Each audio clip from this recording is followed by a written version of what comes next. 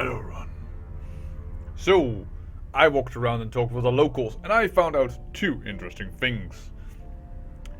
Well, actually, three. One, we found a man who was originally with the UCAS CSI police. And, well, we talked with him a little bit about what we saw, and as we did not feel any fear and only felt like a persuasive emotion of perfection, he thinks that perhaps all the blood smears are simply a distraction. Something that we already wondered ourselves. So perhaps a professional killer that is just masking his deeds. Secondly, there was an elder called Magpie who was fighting constantly with the other elders and who has just gone up in smoke. Never killed, just disappeared. We want to look into that. Thirdly, there is a gang in the South Garage who also deals in BTLs, just like the man that we investigated in the last episode. Moreover, the Hong Kong police has fought them several months ago. They were let in by the opponents, but not the backup. Which is also a very weird situation. Well, we wanted to hear the elders and their opinion on this. Oh, I didn't even see you could talk to that guy. Well, good to see you. Is there anything we can do for you, Deathclaw? Why did you let the Hong Kong police force into Whampoa Garden last month? Tang is taken back by your question. For a long moment he says nothing. When his composure does return, he speaks deliberately and with great care. We generally don't let the police into Whampoa Garden, it's true. But in this case we made an exception. The police were very polite and offered to look the other way over some of our deals with the Loho Yoa pirates. Oh, and I also learned these guys, I certainly are not criminals, they're dealing with every criminal in the area. So yeah, I find it kind of a weird statement. He also made it clear that if we refused, they might not only take an interest in our deals with the pirates, they would call in the Special Duties Unit and force their way in. We've repelled the Hong Kong police force before, when we tried to push us around. We could probably drive with the Special Duties Unit as well, but the cost and blood would be too high. New Generation shrugs non-committedly. Since they weren't hunting a Wapoan, we saw no reason to refuse their request. So what were they doing in the Whampoa Garden? They didn't say and we didn't ask. The HKPF isn't exactly forthcoming about their business, and we are found that the less we know about their interest, the safer Whampoa Garden is.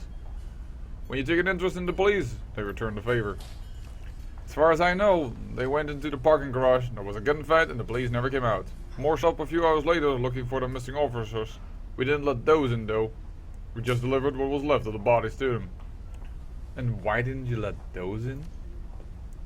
We were willing to allow the group of 4 in because they've asked politely. Oh, only 4? I thought it was like a force. Like 20 or so. When the reinforcements arrived, there were over 30 of them. We couldn't... And you considered the first 4 a bloodbath and not 30? That's weird mathematically. We couldn't risk the rest of the place setting up camp in our streets. It would have been a circus and disrupted our lives and business. So, then another question. Why didn't you tell me about Elder Magpie disappearing? Why would we have? Her departure from the Whampoans isn't related to your investigation. It happened before the killings began. I'm certain she's just off skulking somewhere. Yeah, the new generation stone is profoundly indifferent. No doubt she'll come waltzing back next month, all full of attitudes that life dared to go on without asking her permission. Apparently, Magpie was like the best decker around, and everybody needs a decker around here for their projects, and she was more like, if she didn't like the project, she wasn't going to help you. And a lot of elders didn't really like that in a commune that, well, works a lot for one another. If she does, we will welcome her back. Despite her problems with her behavior, her skills made her extremely valuable. I should really stop giving you exposition when it's already coming your way. I've taken over maintenance of our matrix infrastructure in her absence, but I'm nowhere near her level. The best I can do is ensure nothing breaks down until she returns. Well, I'd like to have a look around the shop. Do you have the key? Yes, but there's a lot of sensitive equipment in there. Including our community servers. We don't let anyone in who's not on one of the Whampoan elders in there. Why would you need to look around there? Because she's a decker, she might have recorded stuff. but I cannot say that. That is kind of annoying. I don't have the charisma or the decking. And I really would love to get in her shop, and now I don't have the option anymore to talk about her at all. I think we're going to try for a little bucket entry. Let's see if her strength can get into her shop, but I haven't spoken to this guy yet. Let's see if we can do this in fast time. Welcome to the owner of the shop. Bear looks from his PDA. Oh, just a salesperson. Nothing that we need. Alright.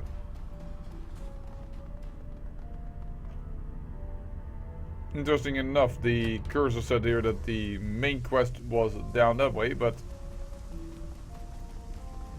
So we talked to all these people that you see a text bubble over, and some of them have interesting things to say, and some give flavor text around, but well, perhaps you will see when you do your own little playthrough of this game. So this is the parking garage. This is where the gang hangs around that deals also in BTLs.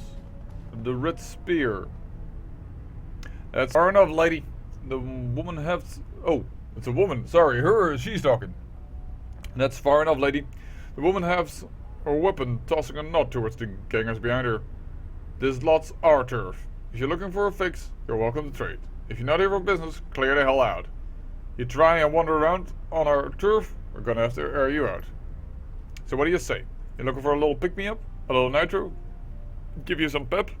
Maybe you want some chips that take the edge off. You want it? I got it.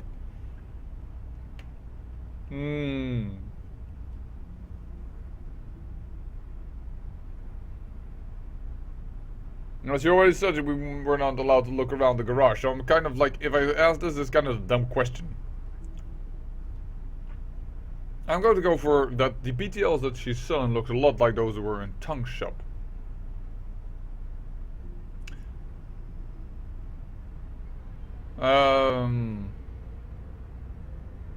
I'm gonna say, so if you stole them from Tong's, maybe you saw something I can use in my investigation. Yeah, I guess that's fair. It's like this. Broken Thumb Ewan was walking down the street and sees this guy go into Tong's joint right at closing time. Tall guy, hunched over, had this shitty grey rain poncho draped over him. Now Ewan figured that was weird as hell, so he posts up and waits. He figures the guy will come back soon, cause Tong's closing up shop.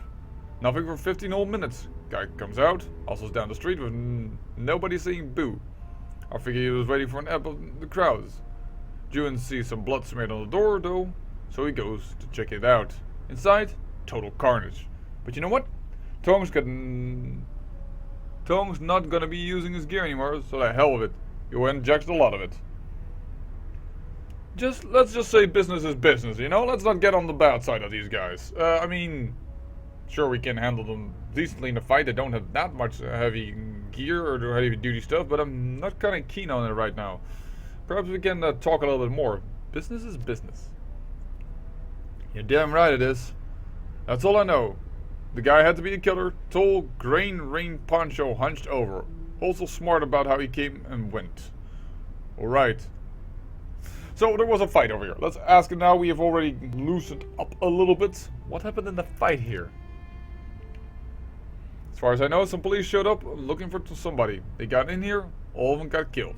Wherever they were after was long gone by the time we showed up. Used to be a lot of Wampoas living here. Wait, what? So people are pinning it on the Red Spear, but it's not them?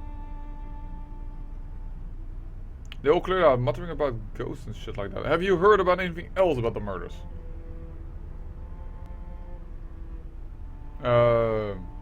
We got a key. Nothing much. I tell you though, I've got a guy named Kang, and he was down the storm drain system last week. Something was moving down there. Big too, man size, but it wasn't speaking any language Kang understood. Kid beat his feet back here as fast as he could. Dumbass dropped the storm drain key on the way out though. You wanna go looking for whatever it was? You have to go get a new key from somebody else. Kang stole his from a city worker. Oh, who else might have a key for the storm drains? Oh, I thought we were getting it, but that's just now a new objective for us. I think. Find out what the Red Spear gangers know. We did that. Now we can get a key to the storm race in principle. So there's a guy named Porter Lamb who's got keys to pretty much everything. He's somewhere between a cop and a handyman. And Yuan also mentioned some elf woman with crazy colored hair who managed to scam a key. Said she hunted power critters down here, devil rats and shit.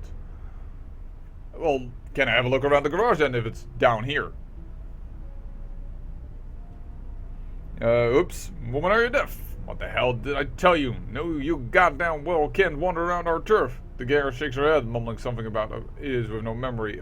Yeah, I kinda meant for the red lady, but whoopsie.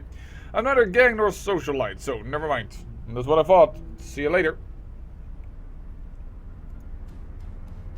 Interesting though that there are things over here that I can look at. We might attack them later. But first let's go and find if we can go into Magpie's shop, and then if we can find a woman with really weird elf colors or this UN guy, and I can't remember where he would be. Where is Magpie's shop? This terrain isn't that big. It shows me here, but heck.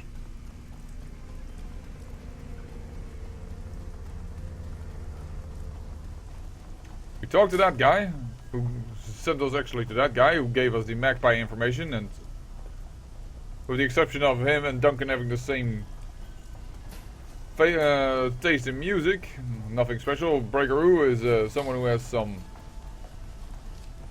stuff. What are you pointing at?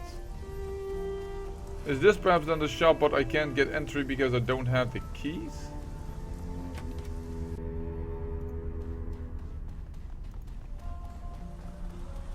Oh, there we go. Rainbow. An elven lady with odd colors. There we go.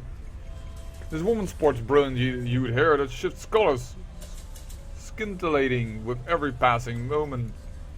She is powerful build, a natural athlete, or some who works out a great deal. Notably, a large shotgun rests on an arcade cabinet next to her. She affords you a short glance as you approach. When she speaks, you know the peculiar lyrical accent to her voice. Something I can help you with there, friend? You're throwing off my game and I'm trying to beat my best score. You know what? Tank Warrior Rip. I haven't seen one of those cabinets in years. The woman's mouth twists up in a wry grin. Aye, me neither. Managed to find this one near by accident. But I heard the music. I thought, hold on there, Rainbow. You know that tune. After a few moments, the Rainbow's game is suddenly over. Her tank obliterated by a barrage of air-to-ground missiles. She hisses her breath through clenched teeth. Piss on your ma. A right robbery that was. Right then. Rainbow shakes her head again and turns to face you fully. You don't seem like them Wampoans. They're all a mite touched, yeah? Oh, well, crazy. Maybe you're too, but you don't advertise it like they do. What's your story? Well, I'm looking into the murders that have been happening. Ah, that's some nasty work. Bodies hacked up, chunks bitten out of them. Make sure you're loaded for something big and ugly. That's for certain. So, do you have the key to the storm? I have to ask this. Accent, where are you from? Born and raised in Dublin. I didn't give her an Irish accent. Oops. Down on the banks of the Liffey. I've seen the Liffey with my own eyes, and also the Stiffy at the Liffey. Dang, now that's a waste of money. The old Dublin is much better than Stiffy at the Liffey, but it's interesting. And also, for anyone asked, no, that's not the real name of the statue. That is just one giant spike up into the air, but it looks a little bit like a male's member. Standing up at the attention, always, for no reason, if just thinking about something. So the Irish called it the Stiffy of the Livy. Anyways, I spent most of my early life there, working security on sacred spaces, you know, historical sites or undeveloped lands. I'm still trying to do her sing-song thing, but she's also now Irish, and I can't combine that, sorry. Because if I go Irish, I go, of course, like any person, way too strong into that. So, well, anyways, the green movement was big in those days. It was a bit like being a park ranger, but sure didn't it beat some dead-end desk jobs. Spent a lot around the county of Dublin and Wicklow. Ooh, the Wicklow Mountains, also very beautiful. I always loved animals, and I found out being a ranger put me in close with them. And it was a good time, yeah? Making sure the budding new species like the bogies and kentowers didn't upset the ecology of the Wicklow National Park much. There you go, Wicklow National Park. Been there. Spent a whole week just trucking through the mountains. Lovely place. Also kept the nastier bits like the... What is? The Ichijigi from running amok across populated areas? I'm not even sure how to pronounce that. What's that? An eat whiskey? Nah. Ichijigi. Yuzigi is just a word for water, which is how whiskey got its name. Oh, that's probably in Gaelic. I have no idea how to pronounce that. Anyone that's from Ireland, I know I don't have a lot of watchers from there. I mean, mainly is I've said it in another series, I think. USA, England, Greece, Turkey, and then the Netherlands, I think. But even if someone from Ireland is watching, I'm sorry, I can't pronounce this. It's a cannibal horse, basically. If you're paradox, this N doesn't need to be there. If you've never heard of this beast, be glad. It drags you into bogs to kill you. That sounds like a kelpie, which is an unseelie court fairy, which is Scottish and Irish folklore, the seelie and the unseelie court. Now, not only Scotland, because I also know that around Devonshire and the area over there, what is it called? Not Wales, but below that point. Should know this. Probably pop into my head in a moment. They also have these type of fairy tales with unseelie and court fairies. Perhaps it's just all of the British Isles. I'm not sure. Sometimes, God dang! I just did a whole rant, and then they said sometimes being called kelpies on account of the water plants they pop out of. Beta plan. Read on before you go into a major freaking rant about something. Right, well that was smart. Anyway, as I was saying, problem was I started to develop this weak neck, just a small thing. I keep magic from working when I'm around. Spells don't go, spirits fall apart, and the power critters get real feisty, yeah? To make things work, this was around the time Liam O'Connor threw his coop and formed Tir na Nog. That is the Elven nation. With all this fancy talk about elves and ancient magic, it was a bit scandalous to have a woman guarding ancient site that wasn't just mundane, but also killed magic around her, so I got fired. Wait a second, that means that she's also really old if she's older than Tir na Nog. Bang on. And I don't look a day over 25, do you? Rainbow flexes one arm, grinning widely. Aye, I'm Irish. Not one of them them noggins. Pack of punters, a lot of them. Always going on about their ancestral lands and the glory of the past and all that bullshit. I saw them kicking dozens of old Irish families off their lands just because their ears weren't pointy enough. Or they didn't meet some stupid arbitrary criteria of old nobility. It was that kind of thing that brought back the IRA, just like in the bad old days of the Troubles. So yeah, Ireland is, in this setting, an elven nation. And, well, the folklore that is Irish and Scottish and all the things, there live for real. And, well, it's a land of magical properties. I'm sure all Irish elven families have a good old crag. Oh, sorry, hit my microphone there. I just made a pump fist with my hand in order to put some pressure on the point that they were having crack, which is, by the way, fun translated, but that just made me bump my microphone. Let me go through this very quickly though, because the video is getting long again, because again, exposition extraordinaire. The skippers in the new tier didn't pay for the land they took. They just had a pack of bullies with guns.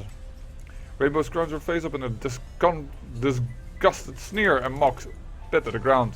I've always been sympathetic to the little guy in a fight. They've offered to pay for my help, so I suggest. Simple as that. So you became a terrorist. Yeah, don't be so dramatic. They fixed me up with a cyber stitcher and it gave me a lot of kit I've got in me now. In exchange for going overseas to work for them. Smuggling, running guns, making contacts in Europe. Same kind of shit all revolutionary goods do. Ah! Seeing as how me own fam got kicked out of their house, I was glad to do it. This is kind of Irish way of talking all of a sudden. She gets more Irish and Irish the way she's talking. I still work from a... And now I'm starting to talk Irish. Or trying to do the Irish accent. I still do work for him these days, but there's a lot less of it. Lay there, cracked down, but good. So, do you have the keys to the storm drains? Of course I do. I always want to get in to look for those strange creepy crawlers, eh? Why do you ask? I want to borrow it. I want to investigate something down there. Ah, there we go. We got it. Well, and with that then, seeing the episode is getting very long, and well, I'm making a fool of myself by explaining the unseelie and seelie cord, and that these new beasties sound like kelpies, and then later it's being announced and then going back into memory, and well, blurting out all kinds of nonsensical stuff to you guys. Most likely, I say it's time to end the episode, and thus I say I thank you for watching, and remember, great peril yields great beauty.